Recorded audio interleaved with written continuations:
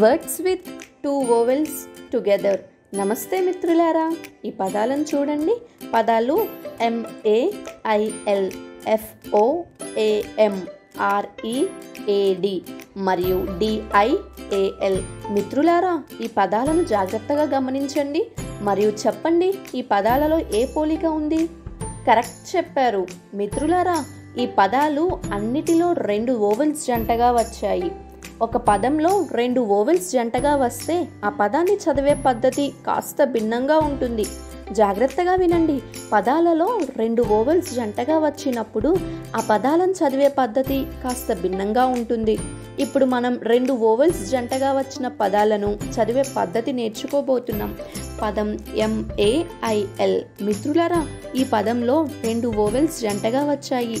పదాన్ని చదివే పద్ధతిలో మొదటి స్టెప్, మనం పదంలోని 2వ వోవెల్ గురించి మర్చిపోవాలి. మరియు 2వ స్టెప్, మొదటి వోవెల్ యొక్క శబ్దం తీసుకోకుండా దాని పేరు తీసుకోవాలి. ఈ పదంలో మొదటి వోవెల్ ఏ యొక్క పేరు ఏ, కాబట్టి MAIL ఒక ఉచ్చారణ అవుతుంది. ఎం యొక్క శబ్దం మ, ఏ యొక్క పేరు ఏ, ఐ గురించి మనం మర్చిపోవాలి. మరియు ఎల్ యొక్క శబ్దం ల, కాబట్టి MAIL యొక్క ఉచ్చారణ అవుతుంది మేల్. మిత్రులారా గమనించండి, మొదటి వోవెల్ యొక్క పేరు తీసుకోవాలి మరియు 2వ వోవెల్ గురించి మనం మర్చిపోవాలి. మొదటిది పని చేస్తుంది మరియు 2వది విశ్రాంతి తీసుకుంటుంది. పదండి 2వ పదం చూద్దాం. FOAM. 2 వోవెల్స్ జంటగా వచ్చాయి. ఆ వోవెల్స్ O మరియు A. చదివే పద్ధతి, 2వ వోవెల్ గురించి మర్చిపోవాలి మరియు మొదటి వోవెల్ యొక్క పేరు తీసుకోవాలి.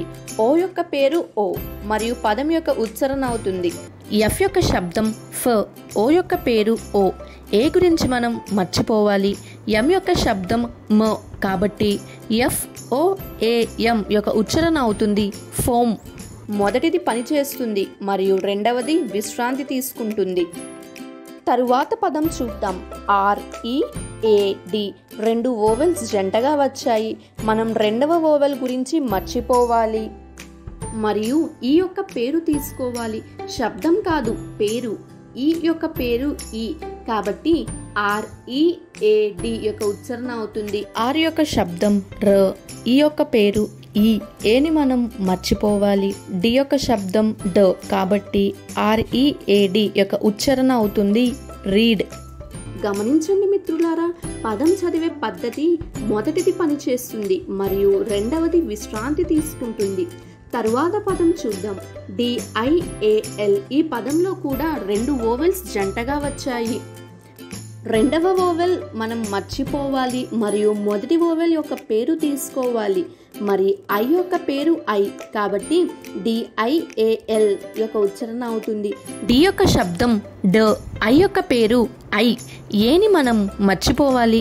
ఎల్ యొక్క శబ్దం ల, కాబట్టి DIAL యొక్క ఉచ్చారణ అవుతుంది డైల్. తరువాత పదం చూద్దాం. TAIL. ఐ గురించి మర్చిపోవాలి. ఏ యొక్క పేరు తీసుకోవాలి. టీ యొక్క శబ్దం ట, ఏ యొక్క పేరు ఏ, ఐని మనం మర్చిపోవాలి. ఎల్ యొక్క శబ్దం ల, కాబట్టి TAIL యొక్క ఉచ్చారణ అవుతుంది టెయిల్. తరువాత పదం HEAT. ఏ గురించి మర్చిపోవాలి. ఈ యొక్క పేరు తీసుకోవాలి. హెచ్ యొక్క శబ్దం హ, ఈ యొక్క పేరు ఈ, ఏను మనం మర్చిపోవాలి. టీ యొక్క శబ్దం ట, కాబట్టి HEAT యొక్క ఉచ్చారణ అవుతుంది హీట్. తరువాత పదం GOAT. ఓ యొక్క పేరు తీసుకోవాలి మరియు ఏ గురించి మర్చిపోవాలి. జి యొక్క శబ్దం గ, ఓ యొక్క పేరు ఓ, ఏని మనం మర్చిపోవాలి. టీ యొక్క శబ్దం ట, కాబట్టి GOAT యొక్క ఉచ్చారణ అవుతుంది గోట్. తరువాత పదం LION. ఓ గురించి మర్చిపోతాం మరియు ఐ యొక్క శబ్దం కాకుండా పేరు తీసుకుంటాం, కాబట్టి ఐ యొక్క పేరు ఐ, పదం యొక్క ఉచ్చారణ అవుతుంది. ఎల్ యొక్క శబ్దం ల, ఐ యొక్క పేరు ఐ, ఓను మనం మర్చిపోవాలి. ఎన్ యొక్క శబ్దం న, కాబట్టి LION యొక్క ఉచ్చారణ అవుతుంది లయన్. పదండి మిత్రులారా, ఈ వీడియో మరోసారి చూద్దాం మరియు పదాలలో 2 అచ్చులు జంటగా వచ్చినప్పుడు ఆ పదాలను చదివే పద్ధతి ఏంటో నేర్చుకుందాం.